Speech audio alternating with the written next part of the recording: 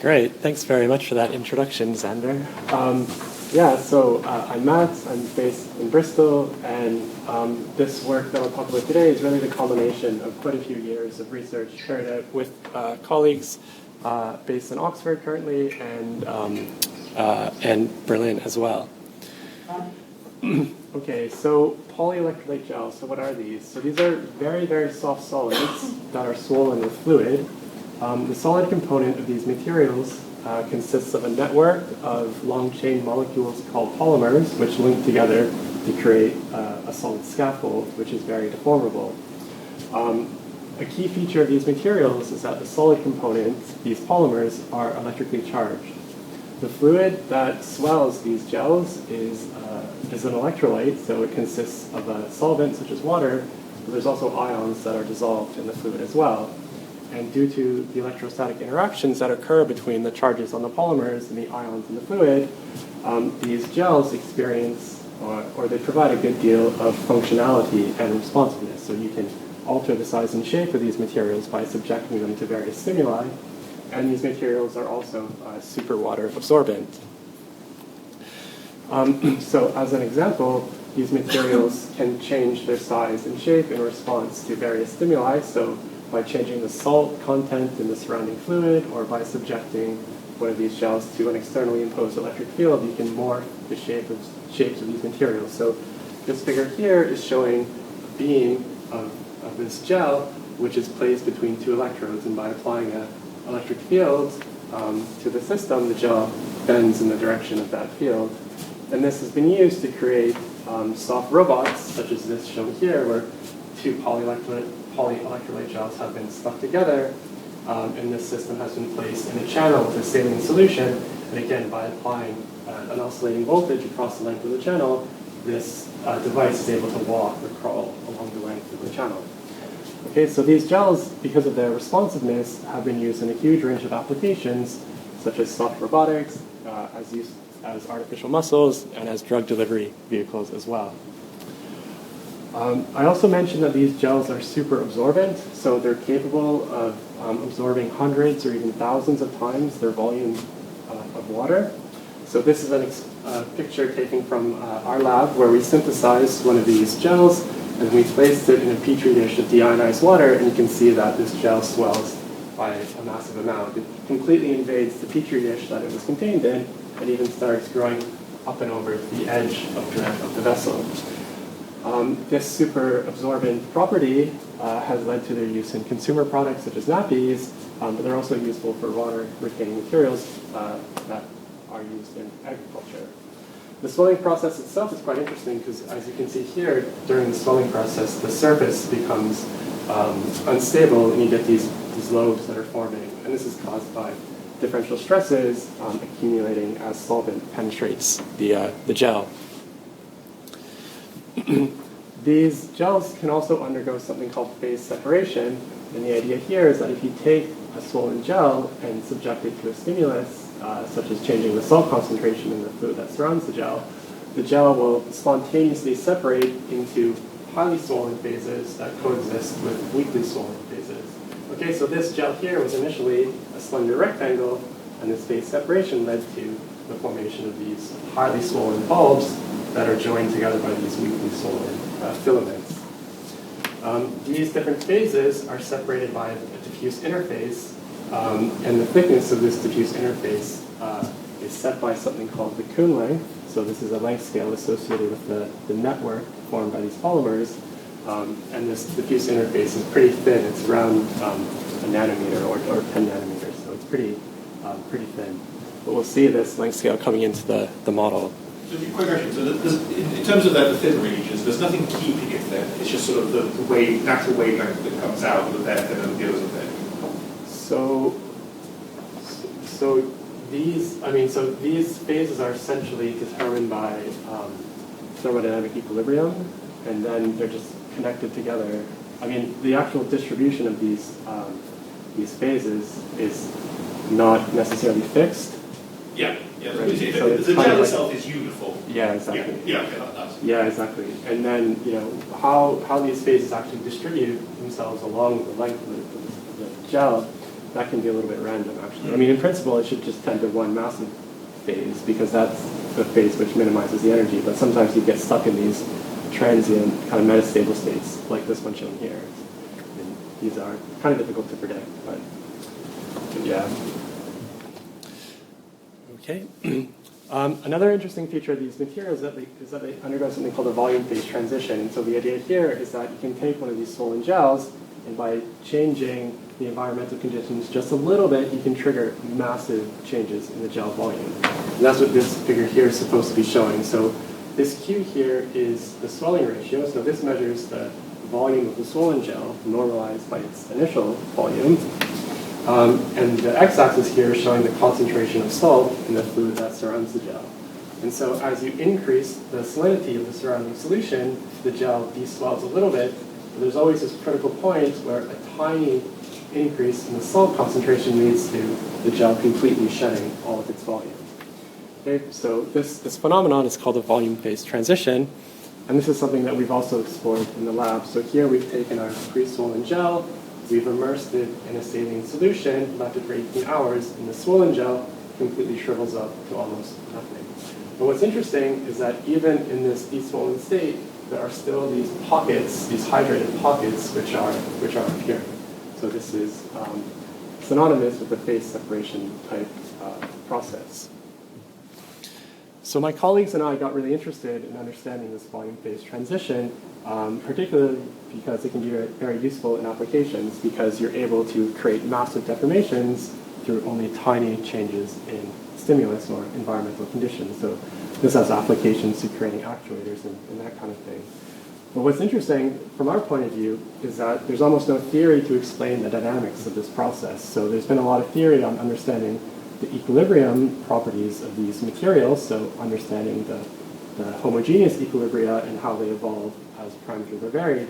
There's almost no theory about how these gels evolve dynamically, especially during these phase transitions. Yet the literature shows that the behavior is really not obvious, and there can be some surprises. So, for example, this figure here is showing how the volume phase transition has led to a gel swelling. And what happens is that there's this quite prolonged, almost incubation period that's up to an hour long, where the gel doesn't really do anything, and then all of a sudden the swelling takes hold and it expands. In this figure here, the volume phase transition is occurring, and again, these authors are seeing the formation of these blisters on the gel surface, which are similar to the blisters that we saw. But in this case, the blisters coalesce and they dissolve, and then the gel ends up recovering its initial shape, but it's just a little bit smaller in volume. Okay, so there's some really interesting experimental observations of this phase transition, but there's no theory to really support what's going on here.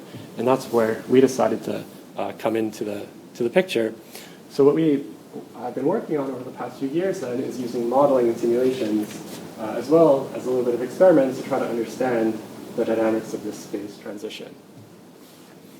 So one thing we had to do was build a model of these gels, which involved basically writing down a whole bunch of energies and using thermodynamics to generate the governing equations, which I won't go into detail here. I'll just show the equations, but all of these equations have been derived systematically in such a way that they're consistent with the second law. Ultimately, what we have here is a nonlinear poroelastic model for the gel, but we also couple this with the Poisson equation for the voltage, because we have charged species in the system. So the gel has four components. It has a solid component, it has a fluid component, and it has these two ionic species. So what we write down then are three conservation equations for the solvent and the two ions, which are given by this set of conservation laws here, where phi is the volume fraction, Vn here is the speed of the solid. So here we're using an Eulerian coordinate system to write down the model for the gel. And then this Jm is a diffusive flux. So that's telling us how species are moving relative to the polymer network, the solid network, due to diffusion. So because we're using an Eulerian coordinate system, we have this relationship between the displacement of the solid and the speed of the solid, where F here is the deformation gradient tensor. Because we have multiple species in this system, we don't just use Fickian diffusion. We use something called the Stefan-Maxwell theory of diffusion, which captures the kind of interdiffusion or the cross-diffusion of chemical species. So our diffusive fluxes end up satisfying this linear system down here. But all this is to say that this basically just says that the diffusive fluxes are driven by gradients in the chemical potential. So it's essentially just a generalization of what you would expect from Fick's law, but it accounts for the fact that we have different species which can diffuse into each other.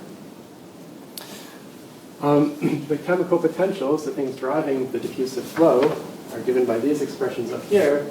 Basically, we have the chemical potential consisting of an osmotic pressure, which is describing the energetics of mixing different chemical species together. So that's what these pies are. These pies are given by these expressions here. These are derived from the Flory-Huggins theory of solvent-polymer mixtures. So these essentially come from making an assumption about how these components mix and the energy associated with that. Okay, so this is kind of a chemical contribution to the chemical potential. The P here is the mechanical pressure, so this is a mechanics-driven flow of material through the gel. So this is kind of the Darcy-type flow, so flow driven by pressure gradients. In the ions, we have flow driven by gradients in the electric potential. And then in the solvent chemical potential, we have this bit up here, which is essentially a Cahn-Hilliard-like term, which captures the contribution to the chemical potential from these diffuse interfaces that can form in the material by phase separation. And here we have this Kuhn length showing up, and this is typically quite small. The electric potential then satisfies a Poisson equation where we have the divide length, and I'll explain this in a couple of slides, and then the right-hand side is just the charge density of the material, and the electric charges are coming from the positive ions, the negative ions, and the charges on the solid component of the material. Finally, we need to write down our momentum balance. So we have a stress balance, so we have the divergence of a bunch of stress tensors equals the gradient of the pressure in the gel. And the stress tensors are as follows. So we have an elastic stress tensor, so we're assuming that this material is a neo-Hookean material. We have this tensor here, this is called the Korteweg stress tensor. So this is representing the stresses in the material that are caused by these diffuse interfaces that form via phase separation. We also have the Maxwell stress tensor. So this is essentially the macroscopic representation of electrostatic forces in the material.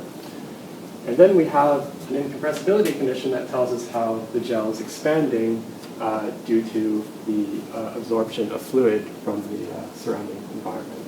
So this equation here is essentially what couples the mechanics to the flow of material through the gel. Okay, so it's a pretty complicated model. We also have to couple this model to a model for the fluid that surrounds the gel, and we'll call that fluid the bath. Now the bath model is quite a bit more simpler than the gel model because the bath we treat just as a viscous fluid, but it experiences electrostatic forces. So the model for the bath surrounding the gel is essentially just Stokes flow plus these Maxwell stresses, and we just write down an advection diffusion equation for the ionic species in the bath. And then we couple the gel model and the bath model through boundary conditions, which are sort of what you would expect, so continuity of mass, stress, electric potential and displacement, and chemical potential.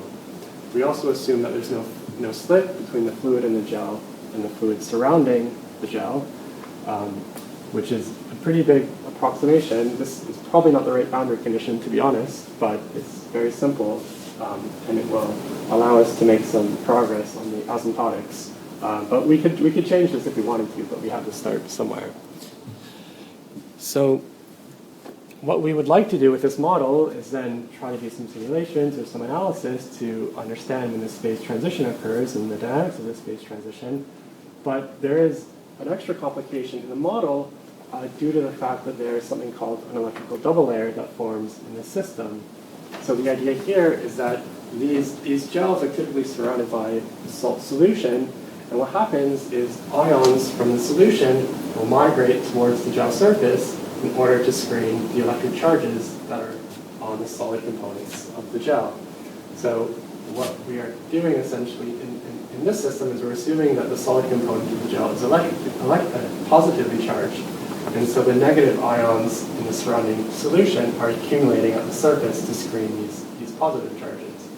And what this means is that locally we have electrically charged materials, but the charge is such that the total charge in the bath cancels out the total charge in the gel locally at the interface. And so this diffuse layer of electric charge is called the electric double layer, and the thickness of this region is described by this divide length, which we saw in the Poisson equation for the voltage. Now the challenge arises because the thickness of this double layer is often orders of magnitude smaller than the typical gel size. Okay, so the double layer is usually around 10 to 100 nanometers. The size of one of these gels is roughly millimeters, maybe centimeters. So there's a massive separation of length scales, which makes it very difficult to resolve the mechanics, the macro scale, while also resolving everything that's happening in this thin electrical double layer. So the first port of call for us then was to try to reduce the model in the limit of a thin electric double layer. And what we wanted to do was essentially collapse this electric double layer down to a region of zero thickness and then derive jump conditions that we apply across the double layer. So rather than resolving the double layer, we just get these jump conditions, which will allow us to treat the double layer as having zero thickness. And we do this using matched asymptotic expansions. So the idea here is to break our gel into two regions. So we have an outer region that is far away from the electric double layer at the surface. Then we have this inner region, which focuses on the electric double layer. To formulate this outer problem, it's actually pretty straightforward because you just take the limit when this divide length goes to zero. And effectively what you get is a model that describes the evolution of an electrically neutral material. So Q here is the charge density. So outside of the double layer, your model says that your material is electrically neutral. So it's actually not that exciting. But what is kind of interesting is that when you take this limit, these Maxwell stresses drop out of the gel model. So these Maxwell stresses are the electrostatic forces. These completely drop out of the model, which is kind of interesting because these electrostatic forces should play an important role in the behavior of these gels. This is something I'll come back to later. Okay, so the outer problem itself is not very interesting. The inner problem is quite interesting though. So the way we formulate the inner problem is we just use a curve-fitted coordinate system. So we parameterize the gel bath interface with some function r, which is the function of the arc length in time. And then we say that every point in the electric double layer can be represented as a point on the interface plus some step in the normal direction off the interface. Okay, so once you make this change of variable, we can then work out what our gradient is in terms of normal derivatives and tangential derivatives, and then we can formulate our inner problem and carry out our asymptotic expansions. Now, one thing that's quite cool about this inner problem is that it turns out that you can show the deformation gradient tensor just ends up being a diagonal tensor, which is great because it makes it really easy to formulate the equations of nonlinear elasticity in this electric double layer. So I thought this was going to be the hardest part of the problem, but it actually turns out to be one of the easier parts of the problem. So this lambda n and lambda t, these just represent the stretching of material elements in the normal direction to the interface and in the tangential direction to the interface. Moreover, the governing equations in the inner layer decouple between the bath and the gel. So you can solve the equations for the bath in terms of the solution to the gel problem, which means this inner problem just collapses down to a relatively small set of nonlinear differential algebraic equations that you solve for the gel. Once you have that solution, you automatically get the solution to the bath problem. Okay.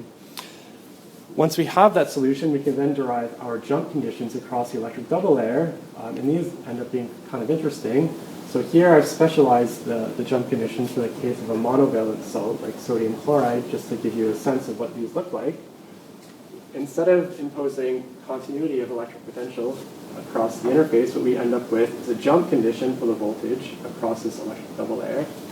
This is an extension of a really famous equation called the Donin equilibrium equation. It's an extension to that theory because here we're capturing the nonlinear mechanics of the gel in this theory. We end up deriving a continuity of electric current density across the double layer. And what's particularly interesting is that we get this Helmholtz-Smoluchowski slip condition. So exactly at the gel bath interface, we said that the fluid in the gel and the fluid outside the gel don't slip. But when we go through the analysis, what we're finding here is that macroscopically, the impact of the electric double layer is to create slip between the fluid in the gel and the fluid outside the gel. And that slip is driven by tangential electric fields in the bath and tangential gradients in the ion concentration in the bath. So this was a pretty cool result because it allows us to actually see the mechanical impact of the double layer on the macroscopic on the macroscopic system. Now, this boundary condition is actually particularly nasty, and that's because this coefficient zeta, this is called the zeta potential, and it depends on the electric potential exactly at the gel solution interface, or the gel bath interface. And this is something that you can only compute from actually solving the inner problem. So even though this looks like a nice closed form expression for the slip, you actually have a coefficient here that you can only get by solving the inner problem. So this is actually a very, very complicated boundary condition, but it shows the link between the double layer and the bulk material response. So now that we know how to collapse our double layer down to zero thickness and get jump conditions, we're in a position where we can actually simulate this volume phase transition. So we do this using a very simplified model where we consider essentially a 1D gel that undergoes uniaxial deformations. We assume that one end of the gel is in contact with the saline solution, and what we do is we vary the salinity of the solution in order to trigger the volume phase transition. And one of the things that we'll keep track of is the size of this gel and how that changes in time. So we can look at how this volume phase transition leads to gel swelling, and what we see in our simulations is that it leads to the formation of a propagating swelling front which invades the gel from the free surface. Okay, so here we're plotting the solvent fraction or the fluid fraction in the gel as a function of space at different times. This is the free surface of the gel, and you can see that as time goes on, we get a really high fluid concentration here. So this is a really highly swollen gel, and this region grows in time, and this front invades the gel. And we can show that the length of this swollen region grows like the square root of time. What we can also do is keep track of how the size of the gel evolves in time, and that's what's shown up here. And what we see is that swelling happens in this two-phase process where there's an initial swelling phase, which ends up being quite slow, and then after a critical time, there's a second phase of swelling, which takes place a little bit more rapidly. And this, we believe, qualitatively matches up with what we see in this experimental data here, where there's a slow swelling phase, then a more pronounced swelling phase. And this transition between fast and slow, or first and second, happens when this swelling front nucleates and starts propagating through the material. Now, because the evolution of the system is really slow, what we can do is do a quasi-steady analysis of the problem by looking for non-uniform steady-state solutions with constant chemical potentials. By making some assumptions about the ions being dilute, what we can show is that the fluid fraction or the solvent fraction in the gel just satisfies this second-order nonlinear ODE. And so it's a second-order ODE, so we can do a phase plane analysis where we treat this chemical potential as a free parameter. And what we find is that there are three distinct phase portraits associated with this system. In each case, we have three fixed points. In this context, the fixed point represents a homogeneous solution to the governing equations, a spatially homogeneous solution. But what we find is that in two of these cases, there's a homoclinic orbit that connects the fixed point to itself. And what this homoclinic orbit corresponds to physically is a situation where the gel has a uniform degree of swelling, but it has a localized region where the gel is either deswollen or extra swollen. Okay, so we get these localized spike-like solutions. And then there's one very special value of this solvent chemical potential where these two fixed points are connected by a heteroclinic orbit, and that's what gives us our traveling wave, our front solution. In this special value of the chemical potential, you can actually predict using something called the Maxwell argument, where you essentially compare the energies of these two fixed points and force them to be roughly equal. Okay, and with this analysis, we can now explain why this swollen region grows like the square root of time. So what happens is once this swelling front forms, the chemical potential of solvent in the deswollen region takes on a constant value, and this value is just fixed by this very special value, the chemical potential coming from the Maxwell analysis. The chemical potential at the gel surface is fixed. It has to be equal to that in the surrounding fluid. And so essentially, the chemical potential at this point and this point are fixed, which means the gradient is essentially given by a constant divided by the length of this swollen region. And then by using a kind of mass balance argument, we equate the gradient of chemical potential with the growth rate of this region, or the rate of front propagation. And by solving this ODE, we end up with the T1/2 scaling law. Okay, so we can kind of explain where that's coming from. We can also use our model to look at how gels deswell due to this phase transition. And what we find is that there's two different modes by which the gel can deswell. So in the first mode, the gel just has a deswelling front which propagates through the material from the free surface. So this is completely analogous to what I just showed. But there's this second mode of gel deswelling where the bulk of the gel undergoes a phase separation process, and you get these highly swollen phases coexisting with weakly swollen phases.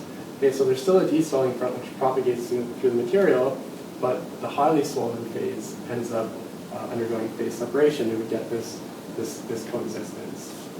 And we believe that this mode of gel deswelling corresponds to those blisters that we see in our experiments. Okay, so when the blisters form, we have highly swollen regions coexisting with weakly swollen gel. And so we think that those blisters are essentially these highly swollen phases that we're seeing in the simulation. Okay, so we think we have some understanding, some mechanistic understanding of where those blisters are coming from. Can you go back? I'm missing a bit of intuition. So I can see what you're saying, that as it's drying, you get stuff like that. Yeah. Then you get this instability in the back. Yeah. Why? Is there a physical reason you can sort of point to? Pointing to the back is fine, but I'm missing the intuition.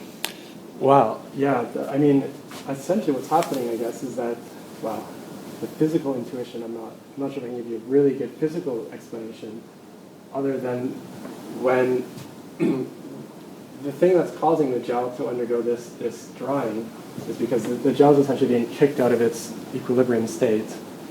And what happens in this case is that the system is kicked so far out of its equilibrium state, it kind of enters this unstable region of the phase diagram. And basically what that means is that it becomes very energetically unfavorable for the solvent and the polymers to want to mix together. They really want to separate out. And that's what's triggering this phase separation type process. Okay. That's, I think, probably the best explanation I can give you just off the top of my head for this behavior. But it's a transient phenomenon because over long time scales, the gel just completely dries and it returns to a homogeneous state. So it's a very temporary thing, which again coincides with what we see in some of this experimental literature that shows these blisters existing, but only for a finite period, and then they coalesce and they dissolve, and you end up with a homogeneous gel again. So this picture is completely consistent with that.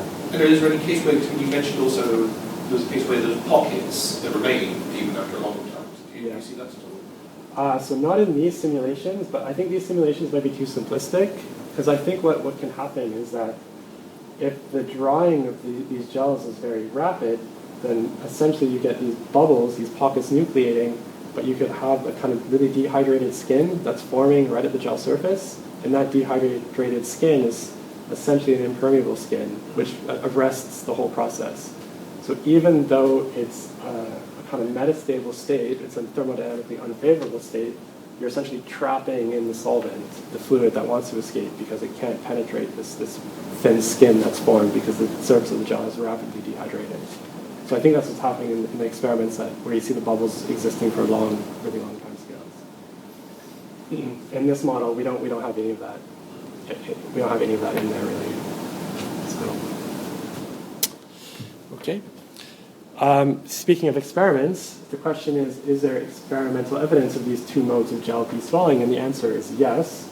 So I've been working with somebody in Israel, Natan Muscle, who's done some experiments of these systems. So this is meant to be an experiment of that 1D gel system. So this was a cylindrical polyelectrolyte gel which had been placed in a tube, and then this end of the tube has a salty solution, and Matan's basically increased the concentration of salt in this solution, which has triggered this phase transition. And here you see the weakly swollen gel, and this, you see the weakly swollen gel, the initially swollen gel, and there's this front, which is essentially propagating into the material. Matan's been able to measure the distance of this deswollen region, and it grows like t to the half, which you can see here in the data, which again matches up with our theory. So he's also done the experiments where there's this kind of second mode of deswelling where you see phase separation, but those images are pretty cloudy. It's a really hard system to measure, or to visualize clearly, and so I don't have any nice pictures to show you of that. But hopefully this convinces you that there is some experimental evidence of these modes of deswelling that our theory predicts. Okay, so I just want to spend a few more minutes at the end here talking about this electric double layer again, because I think it's quite interesting. So it's interesting because this double layer has been known for a long time, but when it comes to modeling these materials, almost every modeling study completely neglects this electric double layer. But it's a singular limit to the equation, so just completely neglecting it, could break something. In principle, what should be done is that one seeks an outer solution, one computes an inner solution, and then you do the asymptotic matching to show that everything matches up. But this is never done in the literature. And I believe this is due to some underlying assumption that this electric double layer is passive and doesn't impact the behavior of the system. But what we've seen already is that it can impact the behavior, it can impact the slip. The question now is, does it do anything else? So we can return to this inner problem, we can return to the asymptotics, and what we can show is that the fluid fraction in the gel, in the electric double layer, locally, is determined by this ODE here, which is basically the same ODE that we analyzed using the phase plane approach, but now it's just a little bit more complicated because we have the appearance of this Maxwell stress. This is the electrostatic stress that is occurring in the material due to the charged species. And moreover, what we find in this equation is that there's a new parameter appearing, this omega squared, or this omega, which is the ratio of two intrinsic length scales in the problem. So the Kuhn length, which is describing the mesh size of the polymer network, and then we have the Debye length, which is the thickness of this electric double layer. And what we find is that the ability to asymptotically match the outer solution and the inner solution crucially depends on the size of this parameter here. And in general, it's only possible if this length scale ratio is really large. Now, most models in the literature are based on the case when this parameter is 0, because they completely forget about this term here, because they're not really interested in phase separation happens. When you actually try to estimate the size of this number, you find that it's around 1, or maybe it's a little bit smaller. Okay, so what this says is that actually you typically can't simply match the inner and outer solution. And so the question is, what happens in that case? Okay, so I'll show you. So this is what you would normally expect by solving this inner problem and matching to the outer problem. So here I'm plotting the charge density in the gel as a function of space. This coordinate is local to the interface, so this is like an inner variable. Zeta equals 0, this is the gel bath interface.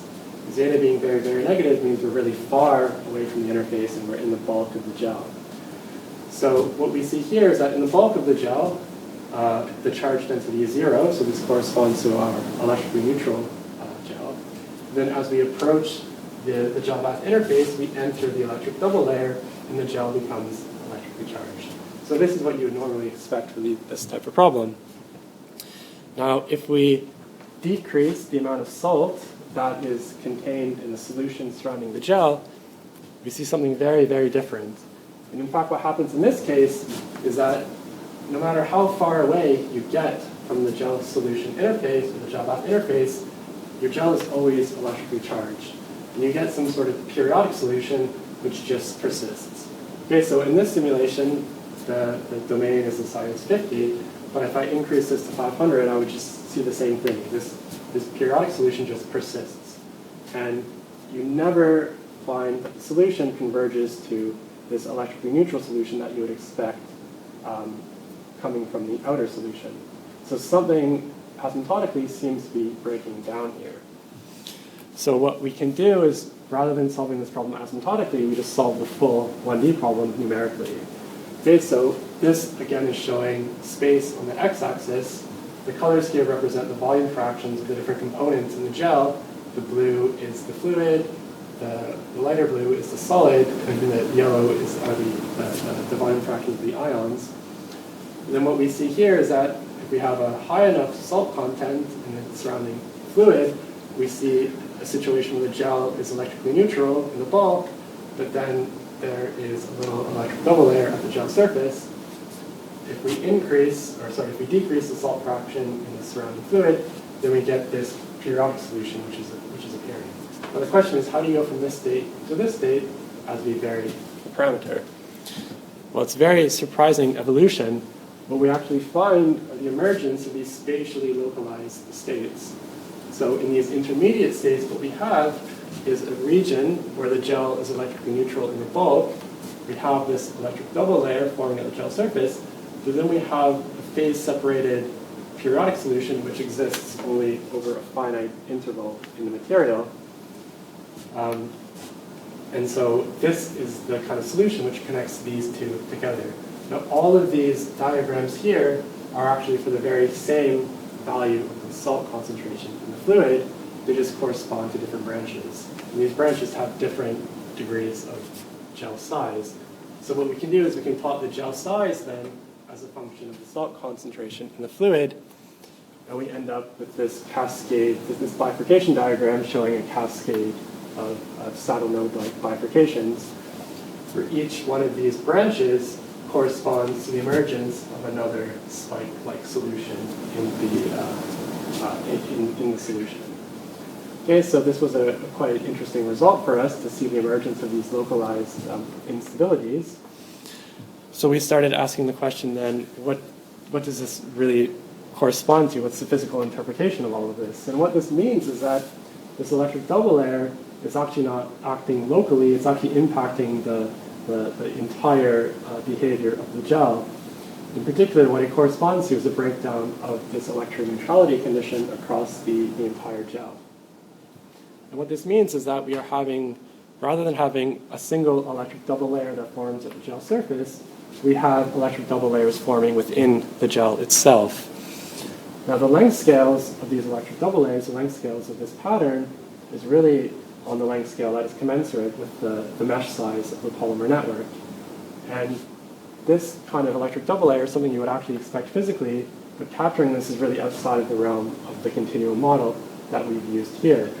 So physically what happens if this is one of these charged molecules that that make up the solid component of these gels, these molecules do have electrically charged groups, and the double layers form because ions from the fluid within the gel will migrate to screen these charges at the kind of individual level.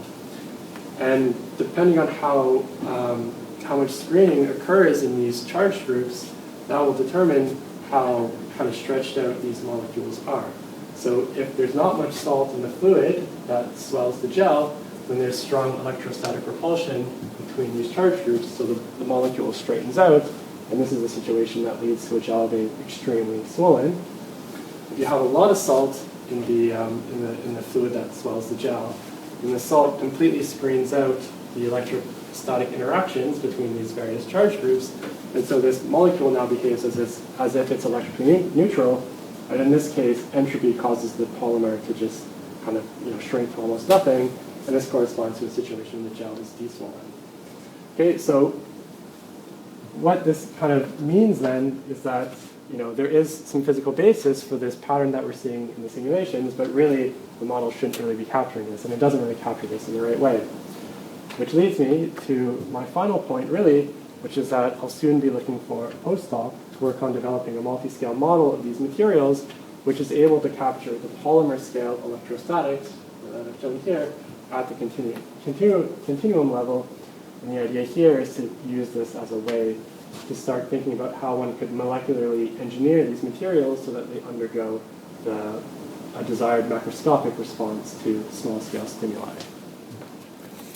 Okay, so then to conclude everything, There's two main points, I think, that summarize everything here, which is that a dynamical systems approach has really shed a lot of light on the two modes of the volume phase transition, and these have been seen experimentally. So we've got some nice mechanistic understanding of the behaviors that occur in these materials. Moreover, what we've found is that this electric double layer, which has typically been neglected, is not at all passive, and it can really strongly influence the behavior of the gel in non-trivial ways. So I've worked with some really great people on this project, and I'd just like to acknowledge them here. So thank you very much. Any questions?